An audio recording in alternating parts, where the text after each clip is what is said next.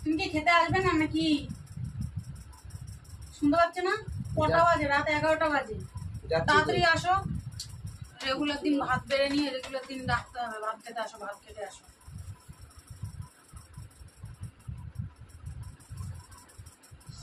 শুধু ভাত? শুধু ভাত কোথায়? তুমি কি চোখে দেখতে পাও না? শুধু ভাত কোথায় দেখছো? ডাল রয়েছে, পটল ভাজা রয়েছে।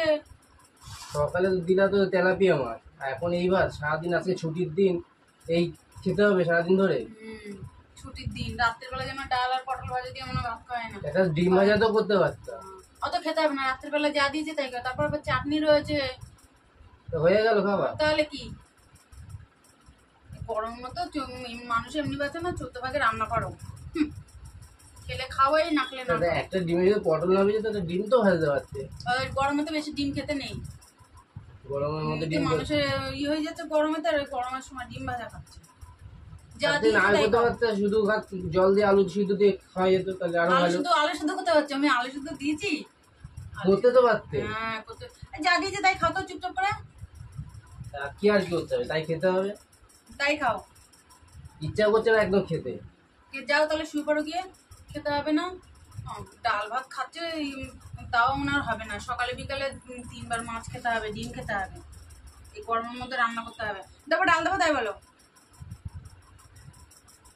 ডাল দেবো? না, না দিলে খাবো কি দিয়ে? কানে মনে হচ্ছে শুনতে পাচ্ছে না। ভাত বানো। চাটনি রয়েছে, তোমার পটল ভাজা রয়েছে, আর আবারও ডিম ভাজে দাও, আর ডিম ভেজে দাও।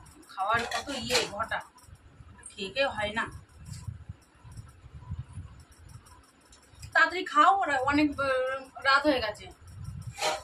11টা বেজে গেছে, সকালে আবার উঠতে হবে তাড়াতাড়ি করে। আর দেবো ডাল? না লাগবে না তোমার। নাও।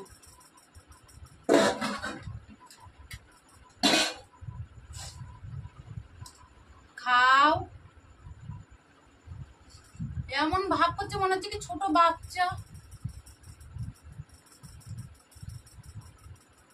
ছুটির দিনে এটা কি করবে কিনা, সারাদিন ধরে নিরামিষ নিরামিষ খেয়ে যেতে। নিরামিষ খেয়েছো? দুপুরবেলা মাছ খাওনি তুমি? শুধু ঝগড়া করতেই শিখেছো। হ্যাঁ,